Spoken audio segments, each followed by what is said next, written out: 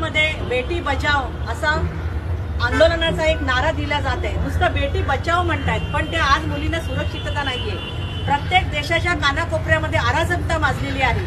आज आमच्या महिला आणि मुली असुरक्षित आहेत। आज शासनाने आम्हाला लाडकी बहीण योजना दिलेली आहे, आम्हाला तिचं आम्ही स्वागत करतोय लाडक्या बहीण योजनेचं, पण त्या लाडक्या बहीण योजनेपर्यंत बरोबरच त्या बहिणीला सुरक्षितता सुद्धा शासनाने आम्हाला देणं अतिशय गरजेचं आहे।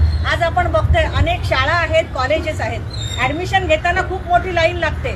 शाळेचे जे काही मॅनेजमेंट आहेत ते सगळं काही सांगतात की आमच्या शाळेत सुरक्षितता आहे, आमच्या शाळेत सगळ्या गोष्टी आहेत, परंतु एकदा फी आणि डोनेशन घेतलं की मग त्यांचं दुर्लक्ष असतं मुलांकडे। तर अशा पद्धतीने आज महाराष्ट्रभरामध्ये जे काही चाललेलं आहे, शाळेमध्ये जाणाऱ्या मुली आज असुरक्षित आहेत, कामावर जाणाऱ्या महिला आज असुरक्षित आहेत। भारतीय संविधानाने आम्हाला काही कायदा दिलेला आहे, त्या कायद्याचा वापर करून जो तो आज लोकशाहीच्या मार्गाने आपापली उपजीविका